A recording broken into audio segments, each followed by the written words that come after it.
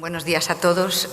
Vamos a continuar con esta mesa dedicada a este primer bloque dedicado a Europa, a los desafíos jurídicos de la Unión Europea, un tema que, como ha expuesto muy bien el profesor Luis Martín Rebollo, era uno de los predilectos de Luis Ortega, ¿no?, al que dedicó mucho tiempo. Sin más preámbulos, voy a dar la palabra al profesor Spiridon Flogaitis. El profesor Flogaitis es el director de la Organización Europea de Derecho Público y es también director del Grupo Europeo de Derecho Público, al que pertenecemos muchos de los que estamos aquí presentes. Y es profesor, él es profesor catedrático de Derecho Administrativo y de la Escuela de Derecho de la Universidad de Atenas, en fin, y ha tenido muchos otros cargos, ministro de Interior en Grecia, en fin, y numerosos reconocimientos, doctorados honoris causa, etcétera, en universidades extranjeras. Spiros, when you want, if you want, it's your turn. There it's better.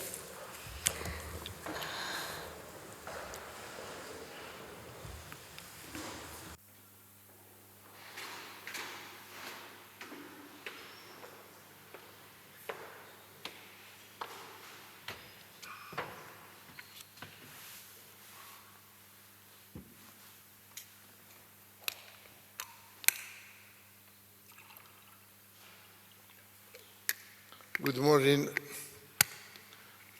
and please excuse me for not speaking Spanish.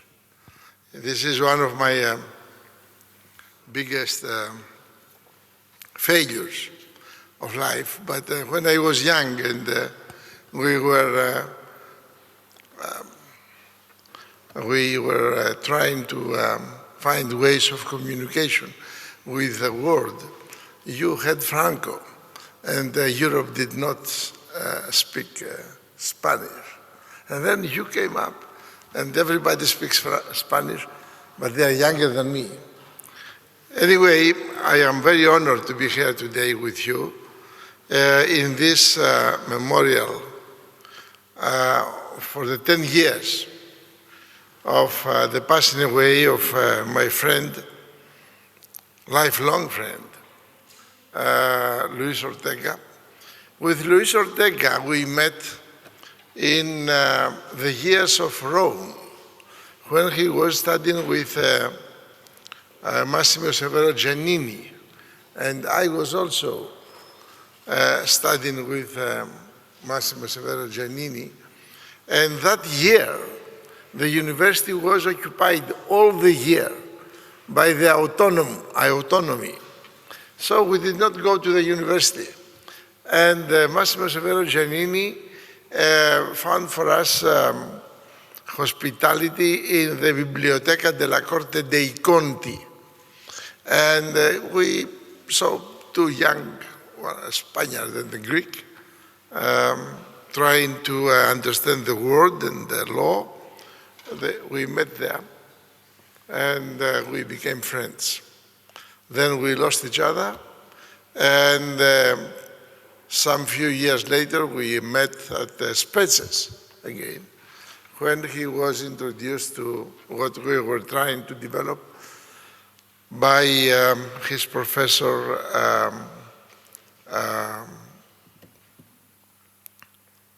Anteria. So I was asked to say a few words about the judicial challenges for the European Union today. I will try to articulate my thoughts for that. And of course, I will not go into the details of the juridical system of the European Union, which I believe is the glory of Europe. We have the best legal system in the world. Of course, we are the cradle of the legal science. Rome is in Europe, and Athens is in Europe, and Sorbonne is in Europe, and Madrid is in Europe. So it is only natural, perhaps, to have a well-developed legal system in the European Union. Sometimes they tell us that the legal system is so well elaborated that it is not good for businesses. GDPR is a problem for Donald Trump, and it seems that we have to think of it again. Anyway, those are things that we all know. I will try to say that with a number of thoughts, that for what concerns the juridical challenges for the European Union today, juridical challenges are, according to me, those which are starting to make the further development of the European Union impossible if we continue the same way. And we have to look at that at its face. First of all, everyone who is of my age or who follows the developments of the European Union, everyone knows that the European integration as a project lost its dynamics after Delors. You remember the era of Delors. Things were advancing. More integration and more integration, dreams for the future. The peoples started being in the epicenter of the European development. And after Delors, we started having weak leadership. And one crisis after the other. You remember that Santer did not finish his term. The other French, I don't remember the name, did not finish her term. And the crisis, most of the times, did not produce dynamic results, but it seems that every country sent to Brussels those politicians whom we did not want to have in our environment, in our societies, in our political life.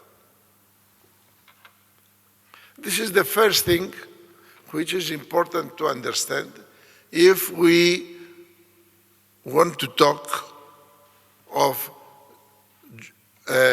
juridical challenges of today. We need to remember of what leadership we are talking and what we expect from that leadership. The second juridical challenge for Europe today, it is almost impossible to advance in the treaties producing more integration because one of the fundamental countries for Europe, France, has decided that there will be no more integration which will not be approved by a referendum in France. Now, if you can imagine any referendum for more European integration which will be adopted by the French nation, then perhaps I would call you very imaginative.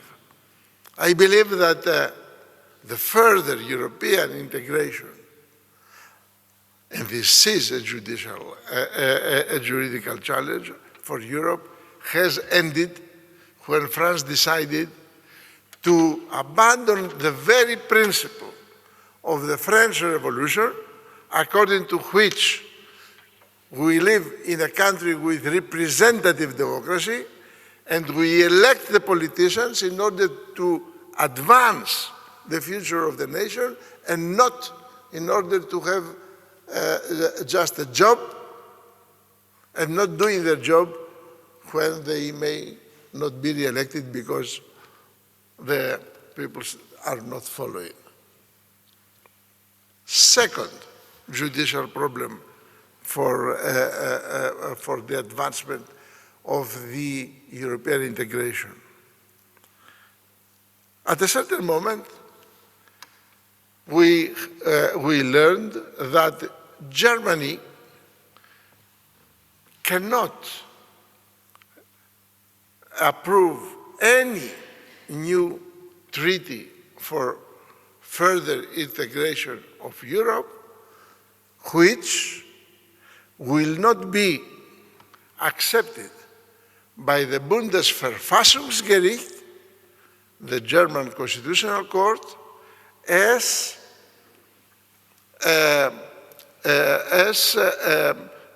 complying with the German Constitution. So I am of the generation of the Greeks who were very happy when we had finally a democratic constitution, the democratic constitution after 1975. I remind you that we had also our dictatorship, but it was a ridiculous dictatorship, only for 7 years. Anyway, after the dictatorship, we had our first democratic constitution, and then we were being very proud, but we got into the European Union. We were even more proud for that. And then again, we learned that our German and French colleagues were teaching and adjudicating at Luxembourg that our constitution needs to be adapted to the acquis communautaire, not the acquis communautaire to be adapted to our constitution. But then Bundesverfassungsgericht said, yeah, of course, but my authority is to serve the German Constitution. So if anybody asks me about the constitutionality of the further development of the European integration, I have to give an answer. And my answer can only be on the supremacy of my constitution. And all of us were so excited to read the good and well-developed theories of our friends in Germany about the new way, and all of Europe had to wait until Germany decides that the further development of Europe is according to their constitution, so that we others also enjoy of the benefit of So France and Germany, the two pillars of the first 6 who founded this wonderful European Union of today, have made it almost impossible to go further towards integration. And then we had the crisis in Greece and in other countries. In Greece it was more dramatic. We learned that we are thieves, we are liars, we are womanizers. We learned everything that perhaps we are, but the idea of solidarity was forgotten. Now, from the point of view of the juridical challenges, however, the most important thing is that in the European Union, something which was happening even before, but now it was more dramatic, the power in the European Union of the daily work shifted from the Commission to the Council. The Commission disappeared, and it was the Council which they met almost every week. They became the best friends, the leaders of the European Union. They could also exchange news about their children, I guess. But they had to govern the European Union, and so the European Union became, from integration process, something which was entrusted to the Commission, intergovernmental organization like any other through the Council. There is no difference between any other international organization and the European Union. The European Union, it is a strange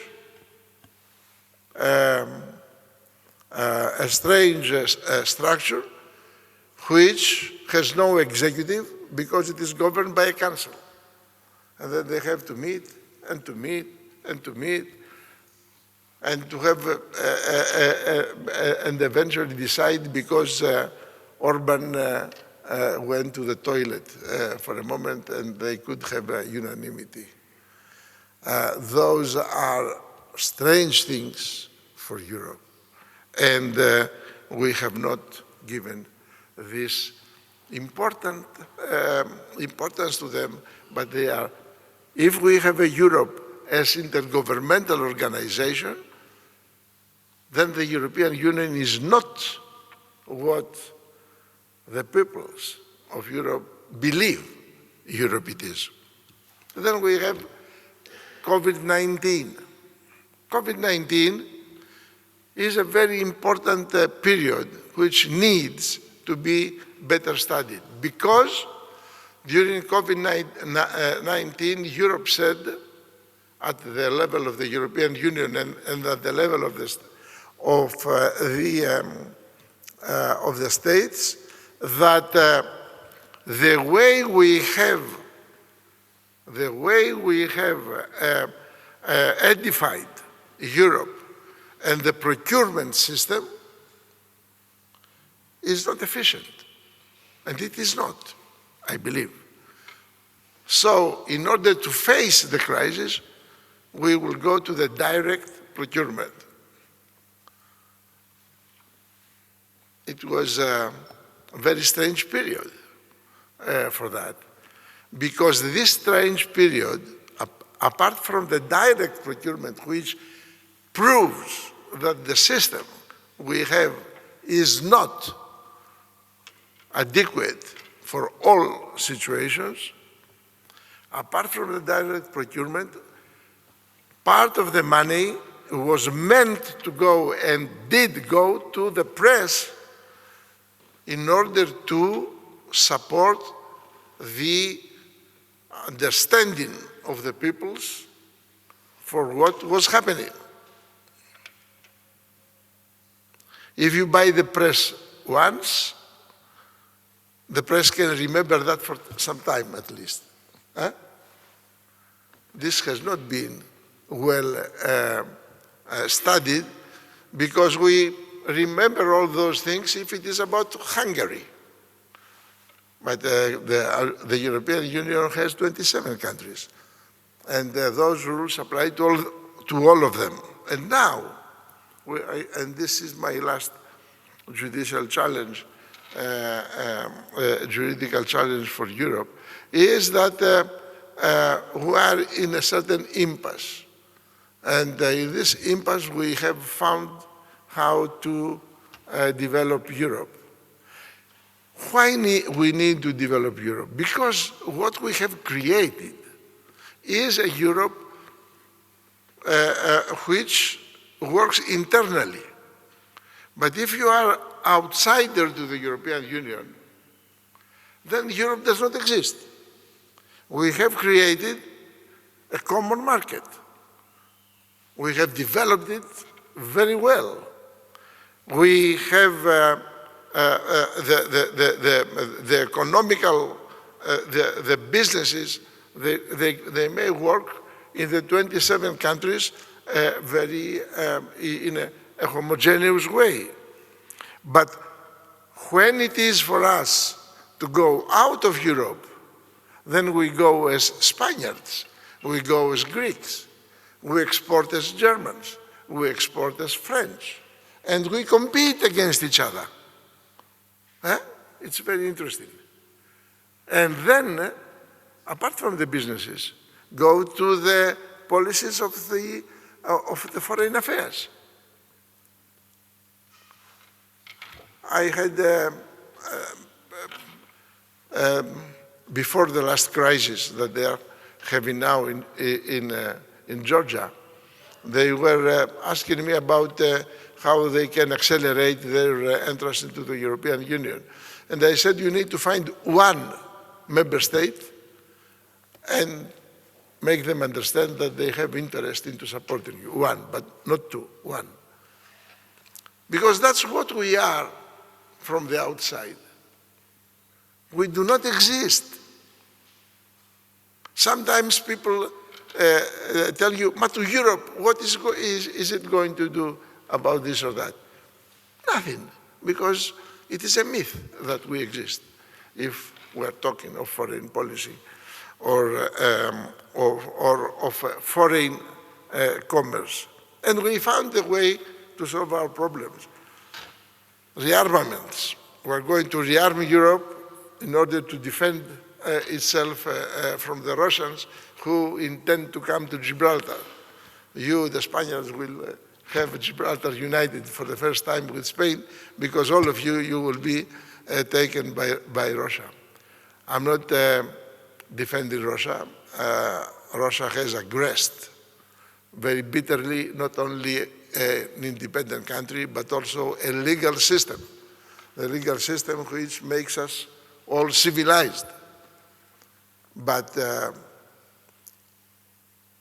give Europe as a new vision, rearmament, actually that makes me laugh. And I will conclude by saying that I tried to put together all the reasons why I am afraid to say the most tragic juridical challenge of the European Union is that it has become an impossible project. And something needs to be done. Thank you very much.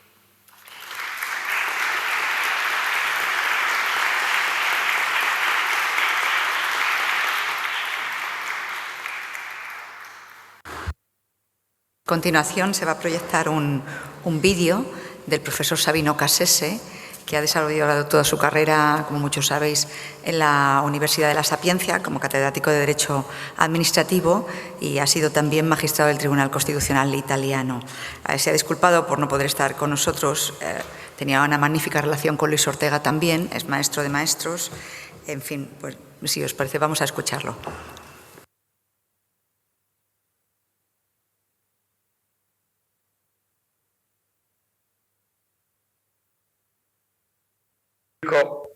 Come esperto a più livelli in Spagna e fuori dalla Spagna, una collaborazione intensa con culture giuridiche di molti paesi e come cultore di diritto comparato, un'attenzione agli aspetti giuridici ma anche politologici e sociali del diritto, un interesse allo studio a diversi livelli del potere pubblico, quello comunale, quello provinciale, quello regionale, quello statale, quello europeo, e la cura del particolare oltre del grande disegno. Ecco, tutto questo hanno fatto di Luis, che oggi ricordiamo, uno dei maggiori studiosi di diritto pubblico in Europa.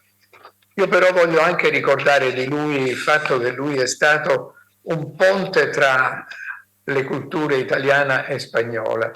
Voglio soltanto menzionare gli studi che ha fatto tra il 2005 e il 2010 su due temi: quello dello Stato e delle autonomie e quello della ponderazione degli interessi, e in particolare il modo in cui lui ha sviluppato un'idea di Giannini del 1939 sulla ponderazione degli interessi come fattore dominante del diritto pubblico e del diritto amministrativo. Ecco, questa è la figura dello studioso che noi oggi ricordiamo, e naturalmente non possiamo ricordarlo senza parlare dell'Unione Europea e della situazione attuale dell'Unione Europea. Una situazione particolare che ricorda una frase che fu usata da Helmut Schmidt, che a quell'epoca non era ancora cancelliere, era solo ministro delle finanze tedesco, e che disse in una conferenza a Chatham House a Londra: l'Europa vive di crisi. Il tema fu ripreso subito dopo nei suoi memoir da Jean Monnet. Noi stiamo vivendo una serie di crisi. Basta ricordare la pandemia, l'aggressione russa all'Ucraina e poi le conseguenti crisi economiche. E tutto questo ha portato in primo piano tre esigenze diverse ma connesse tra di loro. L'esigenza innanzitutto di creare un debito comune. C'è stato bisogno di un debito comune per l'acquisto dei vaccini, c'è bisogno di un debito comune per la eventuale difesa dell'Unione Europea. Ecco, questo è un primo passo. Secondo, acquisti comuni, nel senso che è stato esposto proprio nei giorni scorsi dal presidente Draghi, il quale ha fatto l'esempio del consumo di gas. L'Europa è il maggiore consumatore di gas al mondo. Se tutti i paesi europei facessero un acquisto comune di gas, potrebbero scontare dei prezzi molto migliori di quelli che pagano oggi. Quindi creare una centrale di acquisti comuni sarebbe estremamente importante. E poi naturalmente una difesa comune. Ora, questi tre aspetti, e questo è come dire, il punto interessante che ritorna su alcune ricerche fatte proprio da Luis Ortega, tutti questi aspetti sono collegati da un elemento comune, cioè quello del bilancio. Il bilancio dell'Unione Europea è esile, è minimo. L'Unione Europea è un gigante regolatorio, ma è un nano finanziario. Le dimensioni del suo bilancio sono all'incirca un sesto del bilancio dello Stato italiano, il quale è un tredicesimo in termini di popolazione dei circa 450 milioni di abitanti che ha l'Unione Europea. Ecco, perché è importante il bilancio? Il bilancio è importante perché col bilancio si può svolgere una funzione allocativa, cioè lo Stato si arricchisce di una funzione di assegnazione di risorse. Secondo, lo Stato acquisisce una funzione redistributiva, cioè ha un compito di, come dire, estrattivo, come dicono alcuni economisti americani recentemente, da parte di alcuni soggetti per distribuirlo ad altri, e quindi una funzione di giustizia. E infine un compito di decisione. Se si ricorda quello che accadde tra Bismarck e il Parlamento prussiano e poi tedesco, ci si rende conto che è il bilancio ed è intorno a un bilancio che si costituisce uno Stato. Ecco, l'idea dei costituenti americani no taxation without representation, che poi vi è stata invertita, no representation without taxation, fa capire bene questo legame strettissimo tra bilancio e costituzione di un potere pubblico. ed è proprio grazie a questo sviluppo che in realtà l'Unione Europea si sta affermando come un potere pubblico comparabile agli Stati. Ecco, io penso che sia questa la riflessione da fare oggi, nel momento in cui, come in questo incontro, si discutono le sfide che ha l'Unione Europea davanti a sé.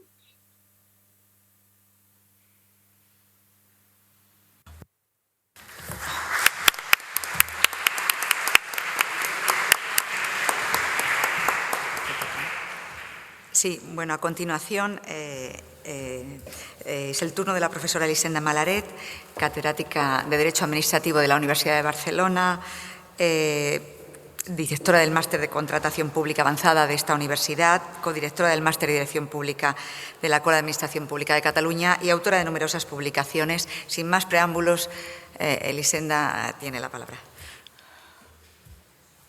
Muchas gracias, Eva.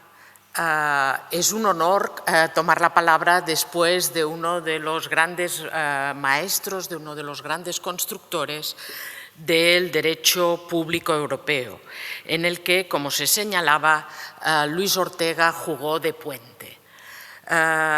Quisiera, antes de empezar mi pequeña intervención, agradecer y felicitar a todos los amigos, colegas de la Universidad de Castilla-La Mancha por haber tenido esta feliz iniciativa y haber sabido conjugar la sesión del Seminario de Estudios Autonómicos con el homenaje necesario y querido por todos a Luis Ortega.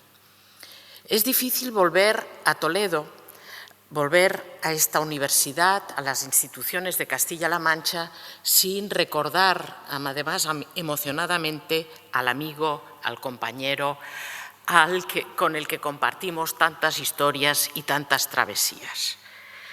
En estos días es imposible no tomar en consideración algunos rasgos de su carácter. Son factores que nos ayudan a entender los logros de determinadas personas. ¿Cómo no recordar su empatía cuando nos vemos dominados por depredadores? Porque no hay otra manera de calificar a algunos actores políticos actuales. ¿Cómo no recordar que él era un constructor cuando ahora lo que se pretende a veces es destruir las instituciones y retornar a un pasado imposible? Porque volver al siglo XIX, a los mercados del siglo XIX, ya no es posible, pero algunos se empeñan sin abandonar ni sin reparar en sus medidas.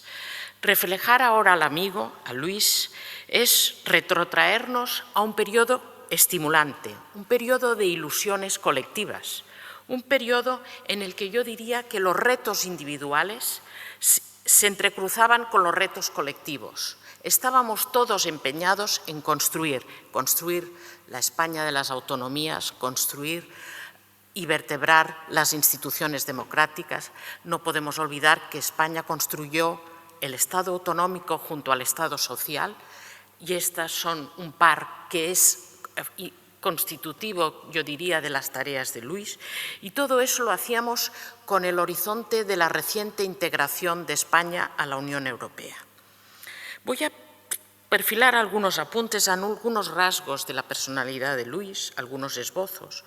Seguramente es un cuadro impresionista, puntillista, no puedo hacerlo con detenimiento porque tengo poco tiempo, pero no puedo dejar de evocar cómo conocía a Luis Ortega, cómo nos encontramos, y situar luego este encuentro en un determinado contexto para así poder comparar los retos de la Europa de aquel momento con los retos de la Europa actual. Isaac nos ha pedido que nos ocupemos de los desafíos jurídicos de la Unión Europea.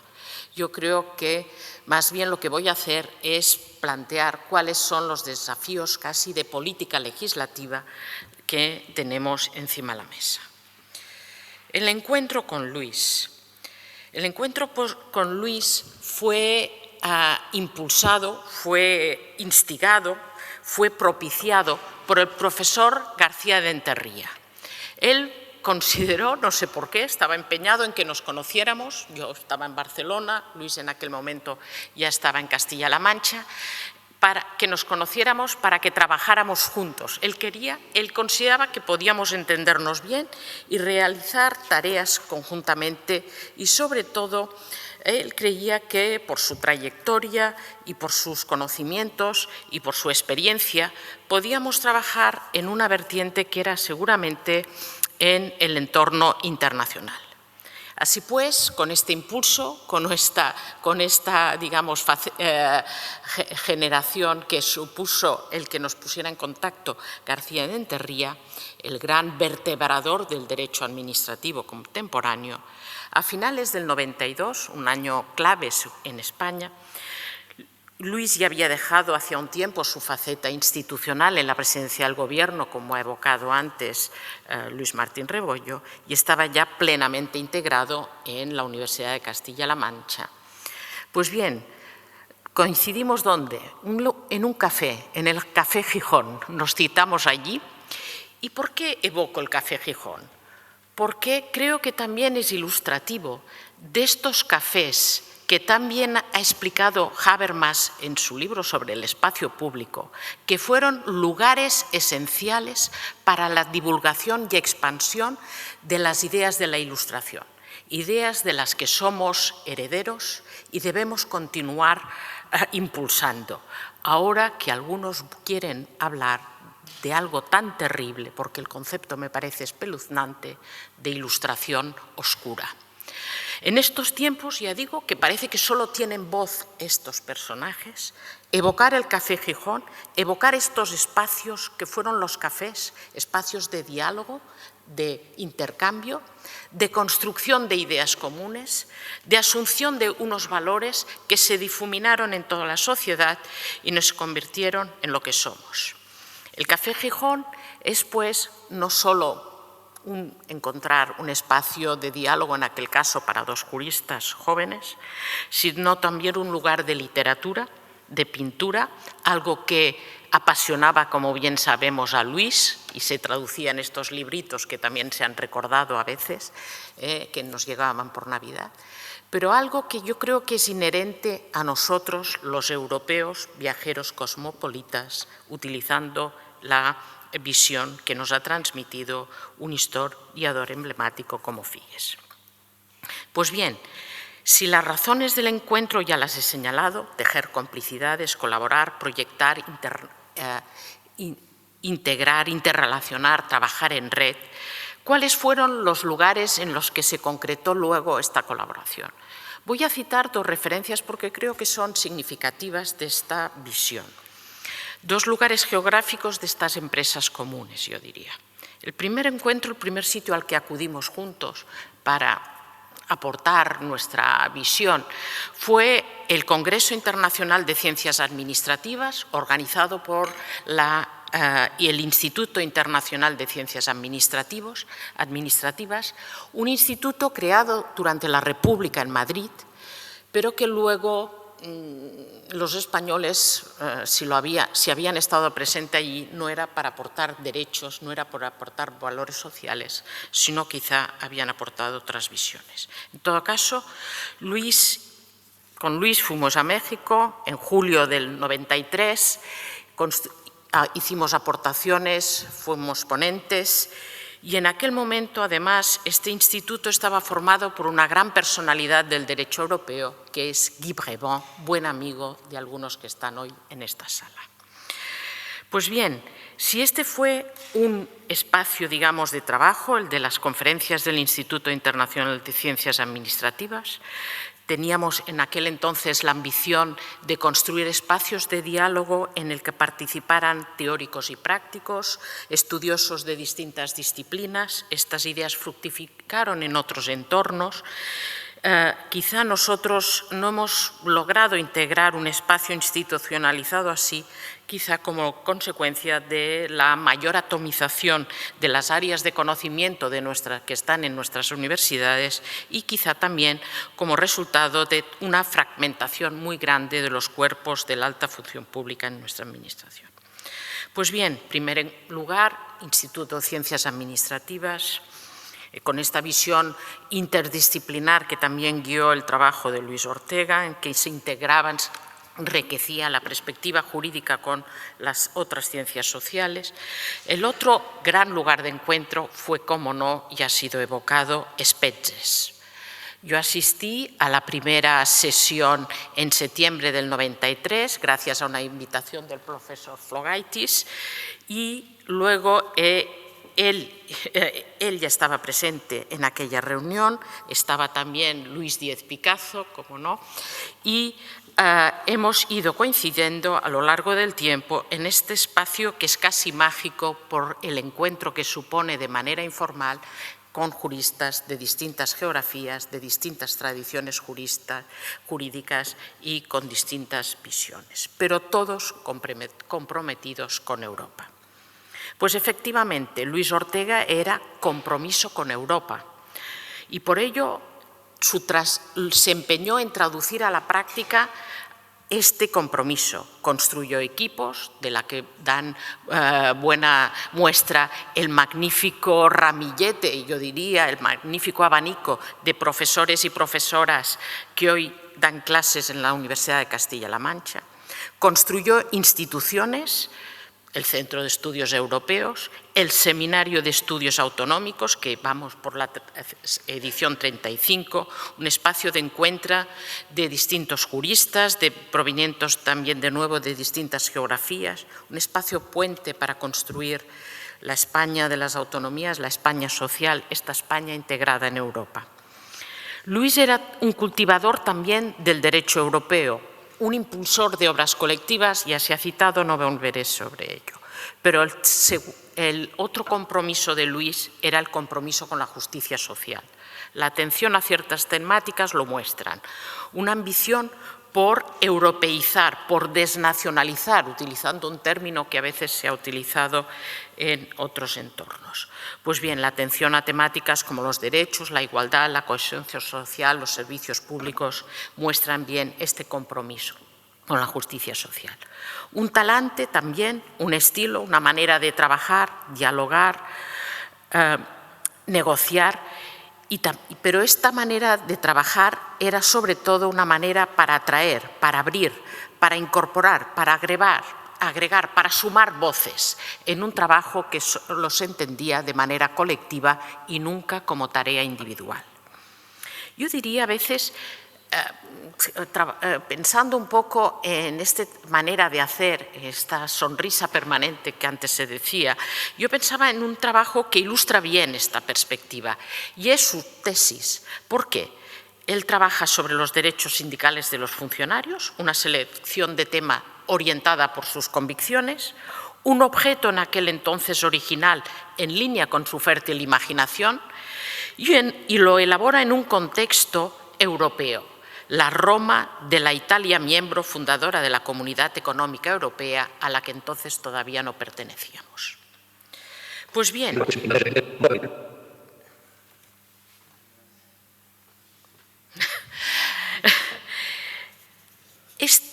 esta tarea de Luis se produce en un contexto, y este contexto europeo, uno no puede dejar de olvidar que se dio con una feliz coincidencia, que es lo que se ha denominado la era de Delors, la era de Jacques Delors, este gran europeísta, este gran humanista, esta persona clave en la construcción de la Europa que ahora conocemos. ¿Por qué? Delors fue presidente de la Comisión desde 1985 a 1995. España se integra en 1986. A veces yo digo que a los españoles les parece que Europa siempre ha ido muy rápido y ha ido construyéndose, digamos, con unas visiones integradoras. Pero hasta la llegada de Delors no fue así. Estaba todo... Pensemos que casi lo dominante era la PAC, la política agraria común. Este era el lenguaje que sonaba en Europa. En cambio, con Delors llega el Acta Única Europea, 1986. No olvidemos que con el Acta Única Europea la cohesión pasa a ser una competencia europea, la cohesión económica y social. Con Delors aparece la idea y el Acta Única de mercado interior. Ya no se trata solo de abrir el mercado común, para que sea, digamos, abrir los mercados nacionales para que sean mercado común, sino de construir el mercado interior. Y para ello se produjeron las liberalizaciones, pero como explica bien Delors, las liberalizaciones eran para que los monopolios nacionales no impusieran barreras a la construcción de esta Europa, de este mercado interior. Por lo tanto, liberalizaciones que tenían como eje la construcción de un mercado interior. Una Europa en la que, como Delors señalaba, no se podía limitar solo a la cooperación económica, sino que debía incorporar una dimensión social, cultural y política. Y en ese contexto no podemos olvidar que la visión de Delors aparece ahora muy claramente en estos objetivos definidos en el artículo 3 del Tratado de la Unión Europea, y que vertebran precisamente las políticas legislativas europeas. Pero Delors para los académicos es algo más.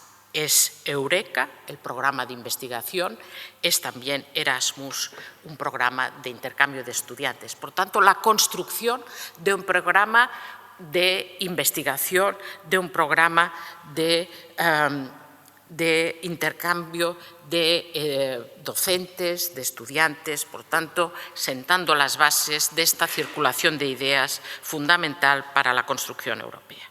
¿Cuáles son los desafíos actuales? Hemos visto, se ha relatado ya los factores disruptivos, la pandemia, la invasión de Ucrania, el cambio climático, no lo olvidemos, la revolución tecnológica con el papel de los chips y de la inteligencia artificial y, sobre todo, no podemos olvidar cómo se produjo la ruptura de las cadenas de suministro. Por lo tanto, si sabemos, como nos señaló Jean Monnet, que Europa avanza con las crisis, aprende de las crisis para hacer los saltos, podemos entender cómo en la actualidad estas disrupciones que he señalado se abordan a partir de las propuestas del Green New Deal. Y si el New Deal del presidente Roosevelt fue un conjunto de políticas económicas y sociales implementadas para combatir los efectos de la Gran Depresión y construir los cimientos de un nuevo acuerdo, sentar las bases de un nuevo pacto social, hoy, estos días, no podemos olvidar tampoco que el New Deal rooseveltiano vino después de las políticas del anterior presidente, Hoover. Que qué casualidad. Como hay consenso entre todos los economistas, su política arancelaria causó la depresión. Es decir, lo que empezó siendo una crisis se convirtió en una depresión. Y luego tuvimos la suerte en el mundo de las propuestas rooseveltianas. Pues bien, los retos que ahora nos plantea el Green New Deal son los retos de un pacto verde europeo, por tanto, de un gran acuerdo social en clave ecológica, descarbonizar, reindustrializar, innovar, construir una política industrial común, una política basada en una política económica común y, por lo tanto, como señalaba antes el profesor Cassese, vuelven a ser claves los elementos de presupuesto, de financiación, de elementos de inversiones comunes. Estamos viendo cómo del ordoliberalismo que expulsó la política industrial del abanico de instrumentos de política económica, los poderes públicos ahora están recuperando la idea de una política económica europea y, sobre todo, la necesidad de una política industrial común, una estrategia industrial europea que debe ser sostenible, social y ecológicamente. Y para hacer eso no podemos olvidar, y con estas ideas me gustaría terminar, que Europa es un sistema basado en normas, en reglas. Europa, su fuerza es la fuerza del derecho y hoy debemos recordarlo en este entorno. Europa se ha convertido en la actualidad, en este entorno global, en la construcción del referente internacional en la protección de derechos humanos. Recordemos precisamente que esta construcción del mercado interior, que ahora Letta propone ya denominar mercado europeo, requiere instituciones y reglas, porque no hay mercado sin reglas ni instituciones. Quizá hay selva, pero no hay mercado. Y por eso, para construir precisamente este mercado europeo, respetuoso con los valores y derechos constitutivos de los Estados miembros fundadores, pero a los que nos adherimos y compartimos los que nos incorporamos posteriormente, no podemos dejar de mencionar referentes de los últimos años: Reglamento de Protección de Datos, Reglamento de Servicios Digitales, Mercados Digitales, Reglamento de Inteligencia Artificial y, el más novedoso seguramente, el Reglamento sobre la Libertad de los Medios de Comunicación, que se inspira de las directivas de medios audiovisuales. Por tanto, un abanico de disposiciones comunes que van destinados a prevenir riesgos y a embridar estos poderes salvajes, utilizando la gráfica expresión de una monografía excelente de Ignacio Villaverde.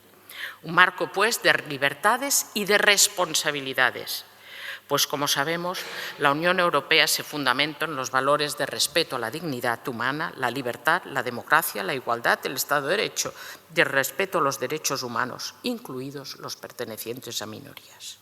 Estos son los valores que fundamentan y orientan la política legislativa europea y que a nosotros, juristas europeos, nos marcan y nos guían en nuestra tarea investigadora y docente.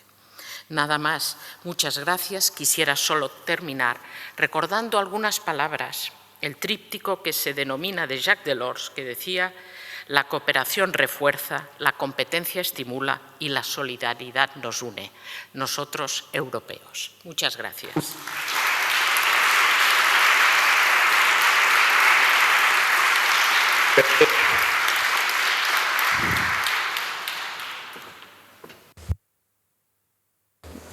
Bueno, muchas gracias a la profesora Malaret.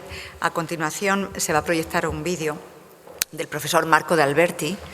Marco de Alberti es catedrático de Derecho Administrativo de la Universidad de La Sapienza, en Roma, y además es actualmente magistrado del Tribunal Costitucional italiano.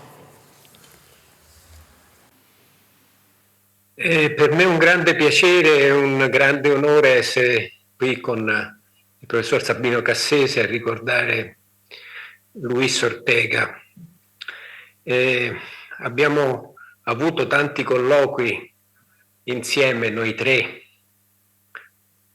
in Spagna, in Italia, in Grecia e non soltanto, per parlare del diritto e non solo del diritto, di tanti altri problemi. E quello che ricordo oggi e che non ho mai dimenticato di Luis è questo: la capacità di combinare la profondità del pensiero, la semplicità della sua espressione, delle sue parole e l'entusiasmo che appariva subito dal suo sguardo. Luis era molto favorevole al pluralismo inteso in sensi diversi, con significati diversi. Innanzitutto il pluralismo territoriale, era molto in sintonia con il decentramento, e anche il pluralismo istituzionale delle formazioni sociali. Ricordo uno dei suoi primi scritti sul sindacato, l'importanza del ruolo del sindacato, in particolare nell'impiego pubblico, che fu una delle materie che lui studiò ancora giovane.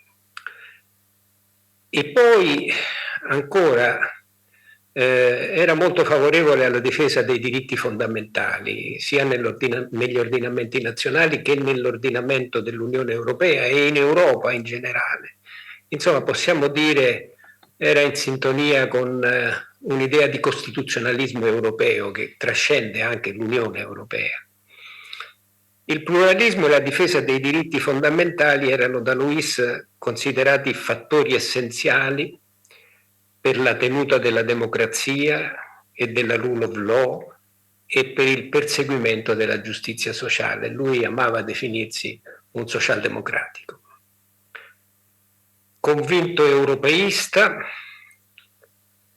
e promotore di importanti iniziative per l'Europa. Lui ha varato il Centro di Studi Europei a Toledo, è stato presidente della Academy della European Public Law Organization ad Atene. Ecco, oggi seguirebbe con attenzione e anche con apprensione le sfide che pesano sull'Europa e sull'Unione Europea in un contesto molto complesso, molto articolato sul piano internazionale, un contesto in cui emerge fortemente il declino dei valori democratici e della rule of law in tanti paesi del mondo. Un contesto che vede un cambio di passo radicale, almeno per ora, negli Stati Uniti d'America, e naturalmente ci sono le guerre che stanno attorno a noi. Ecco, cosa direbbe Luis Ortega della situazione attuale dell'Europa in questo contesto così denso di complessità? Io ho provato, lasciatemi passare il termine, a immedesimarmi nel pensiero di Luis. Cosa direbbe?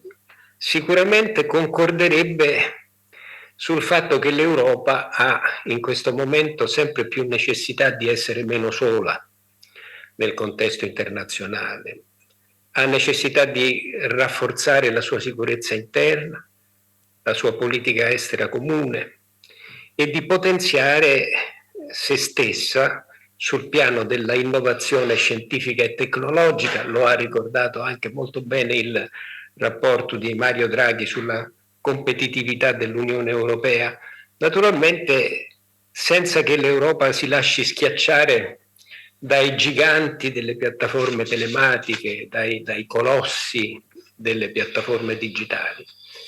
Ecco, l'emancipazione sul piano della sicurezza e dell'innovazione è un processo lungo e anche costoso, ma proprio per questo è da avviare subito. Lo sottolinea molto bene quel bel numero dell'Economist dedicato al 2025.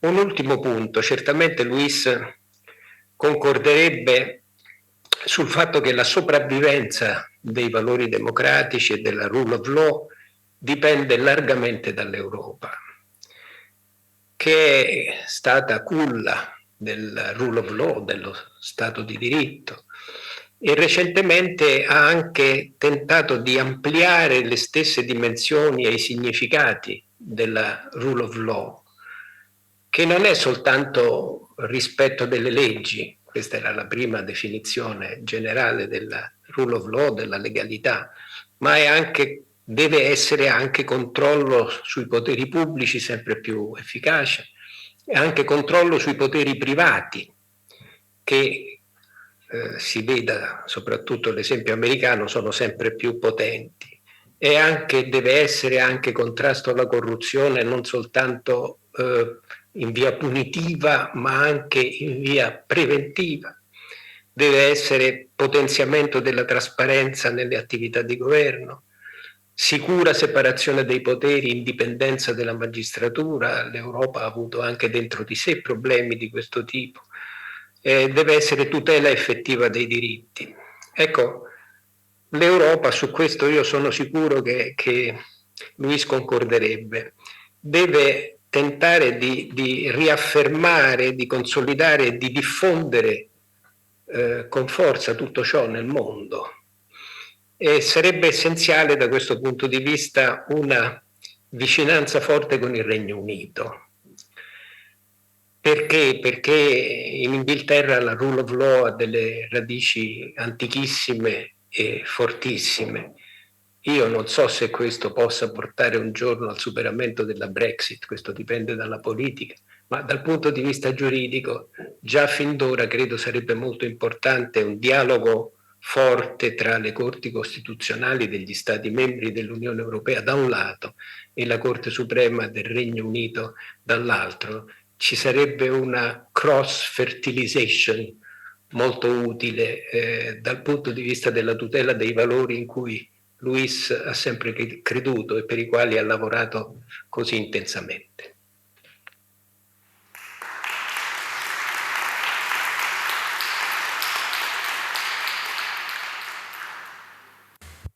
Sí, a continuación es el turno del profesor Diego Cegarra Valdivia, Diego Ceguera Valdivia es profesor principal en Derecho Administrativo de la Pontificia Universidad Católica de Perú,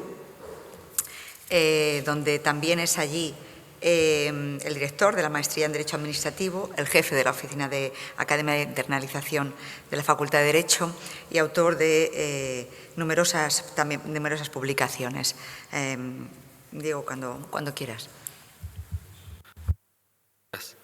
Buenos días. Mis primeras palabras son para agradecer a mis colegas y compañeros del área de Derecho Administrativo de la Universidad Castilla-La Mancha por permitirme ser parte de este merecido homenaje al querido maestro y amigo, el profesor Luis Ortega Álvarez, de quien siempre recibí un trato generoso en lo intelectual y sobre todo en lo personal, rasgos que lo caracterizaron. Mi agradecimiento y reconocimiento a su legado. El objetivo de esta comunicación es analizar de manera sucinta la evolución de las relaciones entre la Unión Europea y la Comunidad Andina de Naciones, en adelante la CAN, identificar los actuales desafíos institucionales, económicos, técnicos y principalmente jurídicos que la misma plantea. La cooperación entre ambos bloques ha sido una constante desde los años 80, reflejada en una serie de acuerdos que han estructurado y fortalecido estos lazos. El desarrollo de esta relación se puede entender a través de hitos clave que con la suscripción de distintos acuerdos o convenios han marcado su evolución aproximadamente cada 10 años. A saber, en 1983 se firmó el primer acuerdo de cooperación entre la Comunidad Económica Europea y la Comunidad Andina de ese entonces, que sentó las bases para el diálogo y la asistencia técnica entre ambos bloques. Posteriormente, en 1993, con la firma del Acuerdo Marco de Cooperación, se consolidó un marco jurídico más amplio que fortaleció las relaciones económicas y comerciales.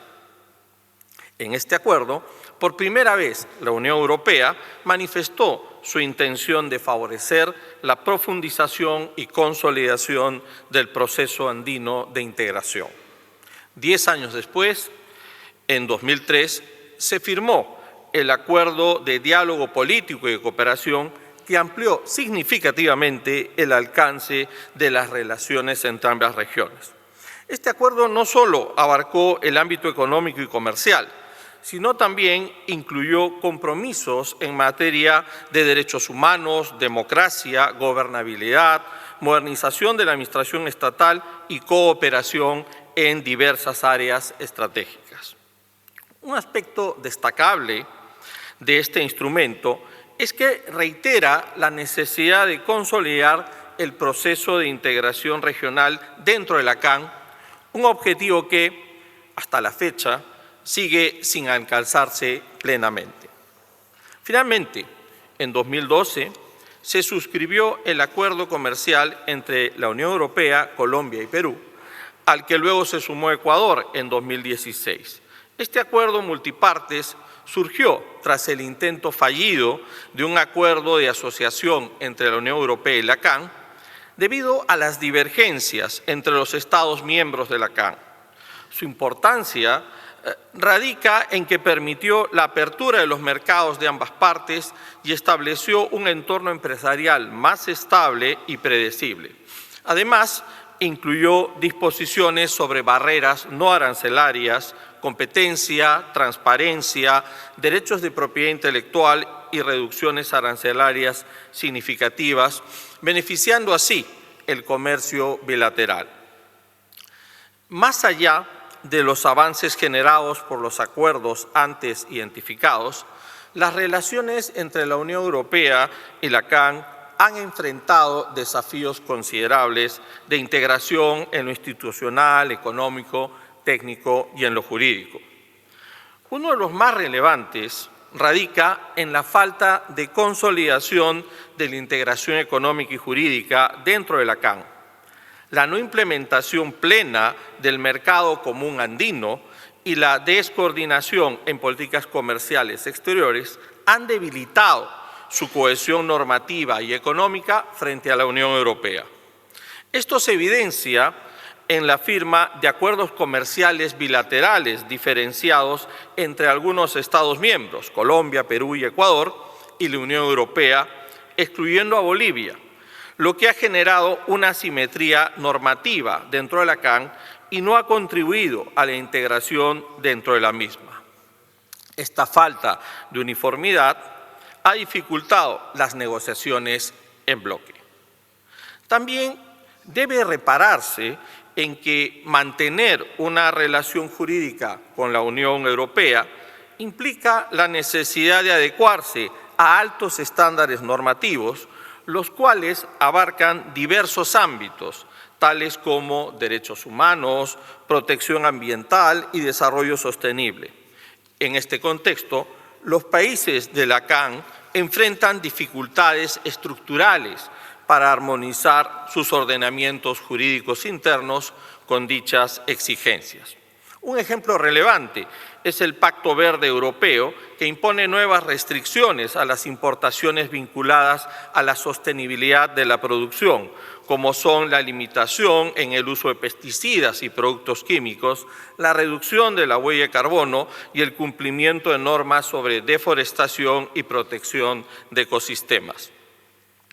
En razón a que los países andinos dependen en gran medida de explotación de productos agrícolas, deben cumplir con estas exigencias para mantener el acceso al mercado europeo, lo que representa un desafío jurídico y técnico que requiere la armonización de sus normativas internas y el fortalecimiento de sus capacidades de control y certificación. En conclusión, la relación entre la Unión Europea y la CAN ha evolucionado a lo largo de más de 3 décadas a través de instrumentos jurídicos clave que han marcado hitos cada década, como ha sido mencionado. Sin embargo, los desafíos actuales, como la necesidad de armonizar normativas y fortalecer el proceso de integración regional, requieren de un compromiso continuo y de estrategias de cooperación flexibles que beneficien a ambas partes. La oportunidad de avanzar en estas cuestiones es crucial para garantizar una relación equilibrada y sostenible en el tiempo entre ambas regiones. Muchísimas gracias por su atención.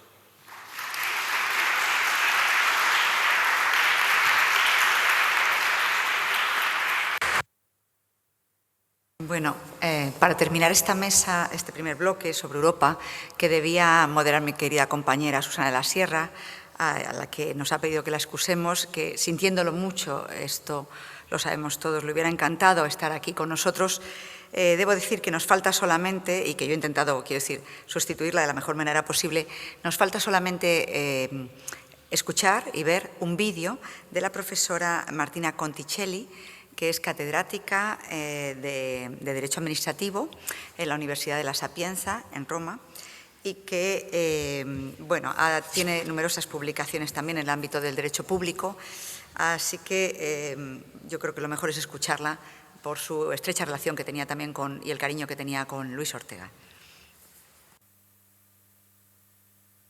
Ringrazio gli organizzatori di questa giornata e in particolare la professoressa Cristina Escribano-Gamer per questo invito e mi scuso per non essere insieme a voi in questa giornata di studio e di celebrazione di Luis Ortega, maestro e grande amico. Ho un fortissimo debito nei confronti di Isaac Martín Delgado per avermi voluto qui e di tutta la scuola di Luis Ortega, e nei confronti di Eva Alonso Moreno per il suo impagabile sforzo nel reperire il materiale per mettere in piedi questa mia testimonianza. Grazie infine a Susana della Sierra per la presentazione. Ringrazio principalmente per essere stata inserita tra gli allievi di Luis come allieva italiana, e in effetti è così che io mi sono sentita dal 1998 in poi. Ne sono molto onorata e porto questa qualifica con grande rispetto. Mi scuso infine per per le semplificazioni che dovrò fare per evitare addirittura di tediarvi pur da assente. Dunque, gli scritti che Luis ha dedicato ai temi attinenti alla comunità europea, così come alle questioni anche indirettamente riguardanti l'integrazione sovranazionale, vista non solo nella prospettiva economica ma anche dei diritti, si collocano temporalmente i primi nella seconda metà degli anni '80 del secolo scorso e gli ultimi poco dopo l'avvio della parte della vita e della carriera di Luis che lo ha visto giudice costituzionale. L'esordio sui temi comunitari non stupisce, in quanto la produzione scientifica prende naturalmente avvio con l'adesione della Spagna al progetto sovranazionale.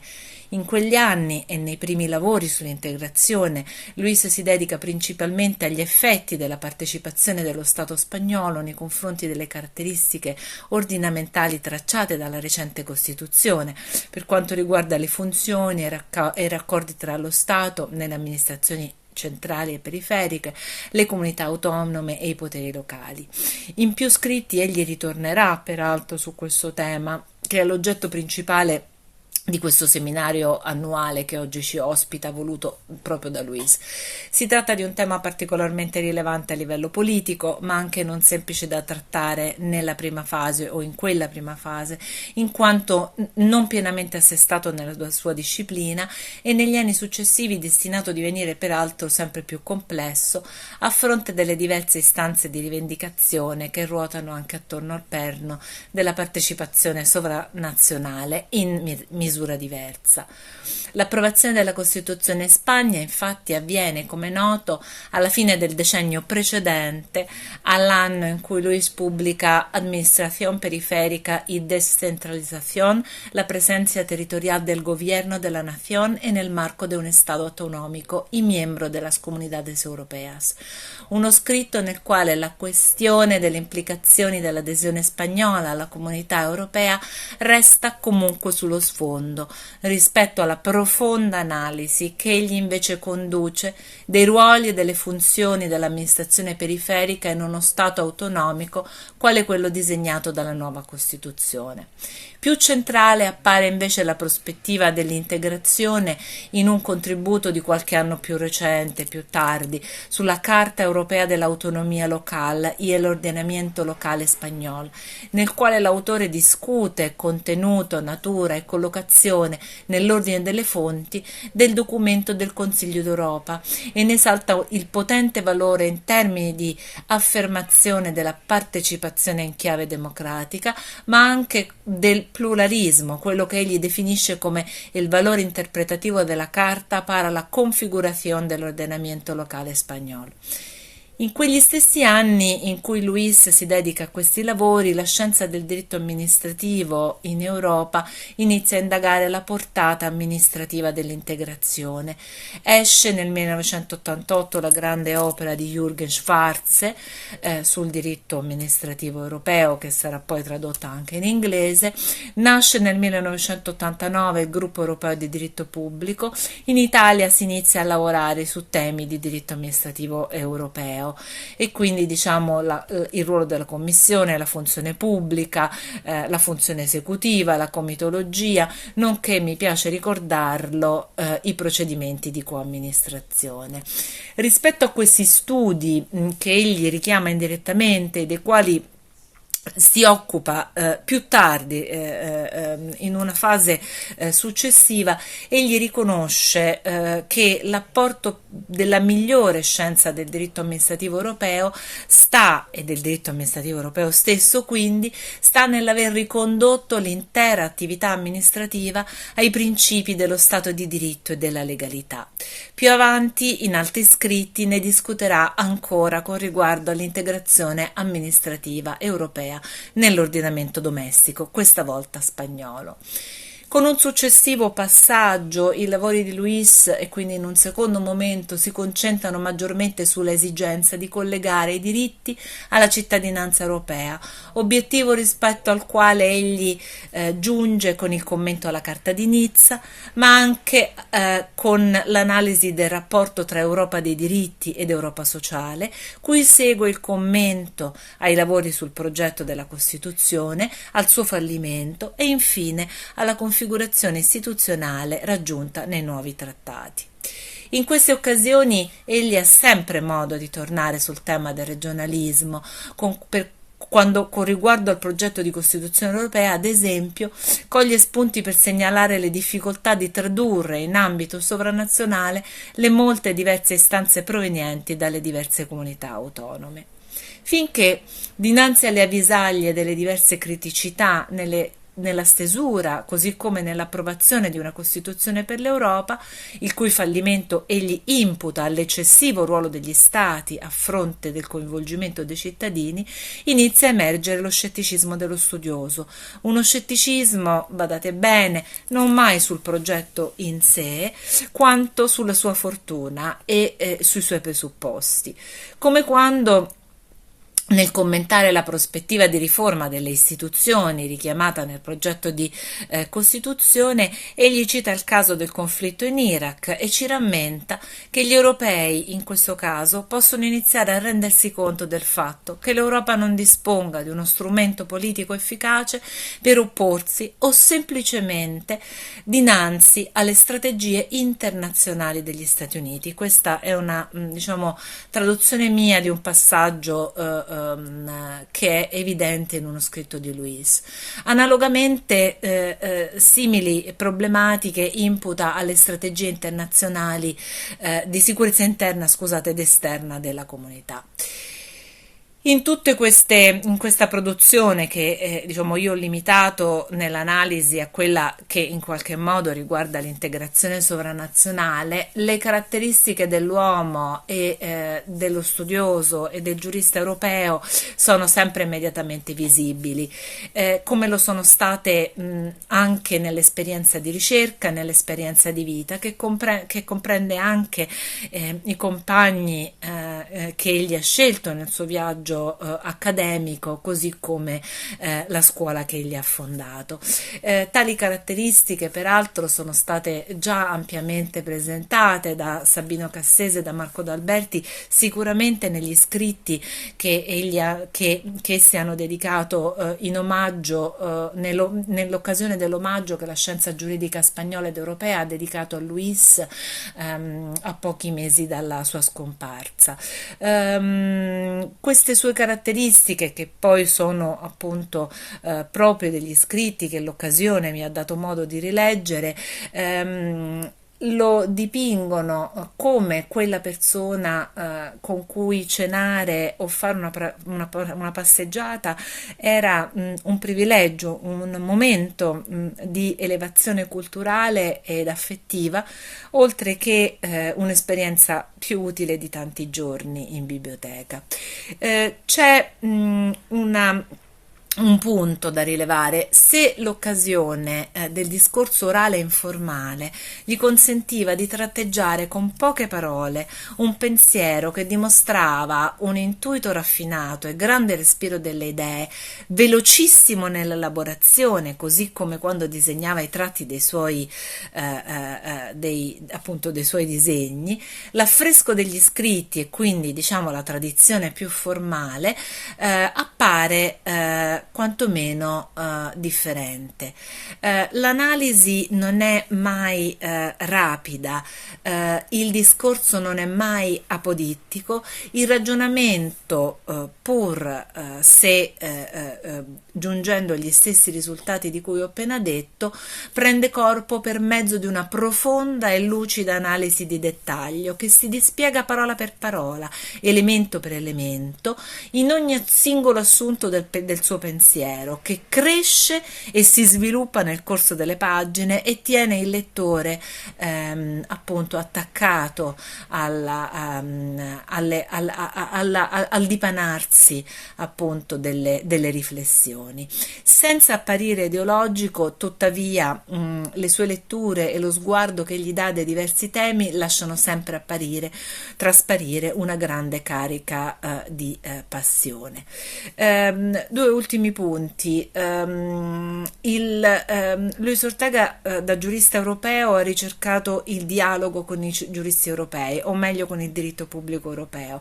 Questo lo ha portato in Grecia, lo abbiamo già citato, in quella fucina di idee, di progetti, di formazione di giovani e di costruzione di contatti che è il gruppo europeo di diritto pubblico, e quindi accanto a Spiros Forgaitis e a Girard Timsit. Del resto, grazie all'EPLO io ho potuto trascorrere 12 mesi a Toledo presso il Centro de Estudios Europeus, che oggi porta il suo nome, ma grazie al progetto di questo gruppo di studiosi c'è una scienza unita che dialoga e che si confronta, e con questa scienza egli ha sempre mantenuto ben saldi rapporti, appunto rapporti non solo scientifici, ma come ho già detto legati da profondi ragioni di amicizia, e voglio chiudere con questo. Da questo egli ha fondato una scuola di studiosi e di studiose che hanno continuato la sua opera, portando avanti ciascuno di loro lo studio, la ricerca e il dibattito su ciascuno dei temi per i quali Luis sarà ricordato non solo in Spagna ma anche e soprattutto in Europa. Grazie.